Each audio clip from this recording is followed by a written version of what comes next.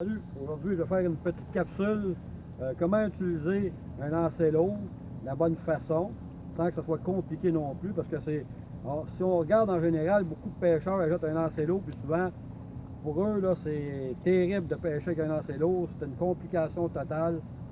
Ça demande un peu plus de contrôle de maniement avec vos doigts, votre pouce, le contrôle du lancer, la propulsion avec la canne, l'action de la canne aussi. Le leurre, c'est une petite panoplie un peu différente que le lancer léger. Là, je vais vous montrer un peu le lancer lourd, qu'est-ce qu'on fait au début. J'avais une vis qui s'appelle en anglais le cast control, la vis du contrôle de pulsion pour la bobine. Et ici, la fameuse vis ici, là. Bon, ben, moi, là, quand vous commencez à pêcher, vous serrez la vis. Comme vous pouvez voir, je l'ai amorcé, il n'y a rien qui bouge. Là, je vais la dévisser graduelle. Hop, elle commence à bouger, là. Là, il va arriver sur le sol. Hop, regardez la bobine arrête seule. Regardez bien, je vais filmer le leurre quand il percute le sol. Donc, la caméra va visualiser le leurre, puis elle va le suivre jusqu'à temps qu'il frappe le sol. Elle va suivre le leurre, regardez. Le leurre, hop, il arrête tout seul. On va l'ajuster encore. On recommence. Regardez. Là, il était trop mou. Regardez le moulinet, là. Regardez le moulinet. Là, il était trop mou. Donc là, il n'était pas bien ajusté.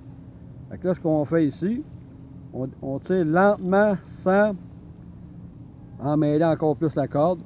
On réamorce. Et on réajuste un petit peu, pas beaucoup. À peine un clic à deux clics. Là, je vais regarder ce que ça donne. Comme ça, ici, c'est bien. On peut jouer un petit peu avec. Là, on va encore filmer le leurre. On va le suivre jusqu'à temps qu'il frappe la surface. Voyez-vous? Puis là, le moulinet, venez voir le moulinet.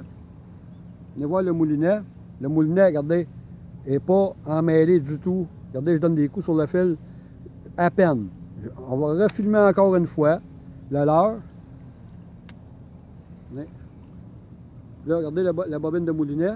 Venez voir la bobine. Elle est intacte, sans avoir mis le pouce dessus.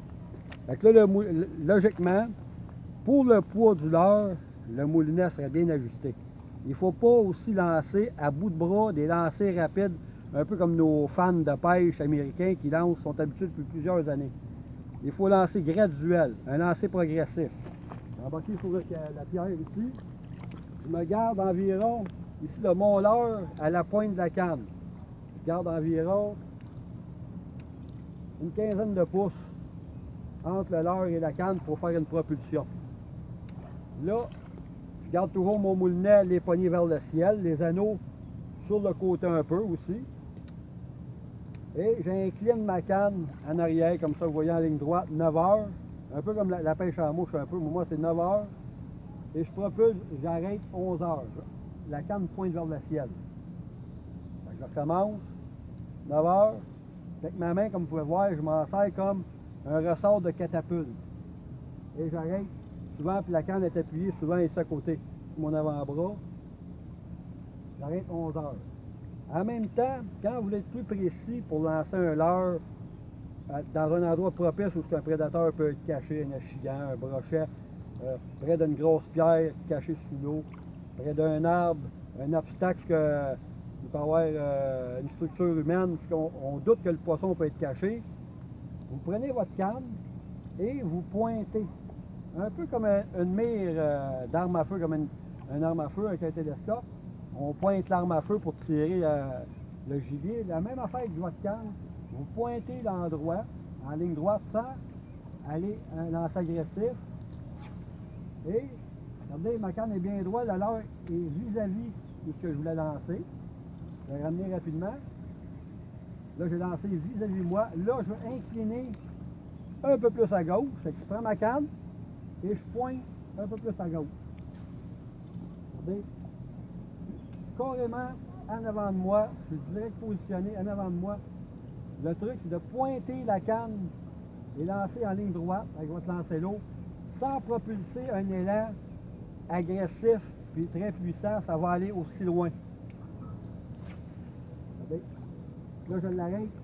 Avant que le leurre percute la surface de l'eau, j'arrête le leurre avec mon pouce. J'arrête la bobine de faire sa rotation. Si Je le mets trop sensible, il faut qu'on travaille avec le pouce, un peu comme justement quand vous conduisez votre véhicule avec le frein. Si vous donnez un coup de frein avec votre pied, vous allez rentrer direct dans le steering.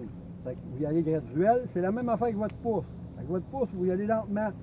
Vous visualisez votre leurre avant qu'il percute la surface de l'eau, avec environ 12 à 20 pouces avant qu'il tape l'eau.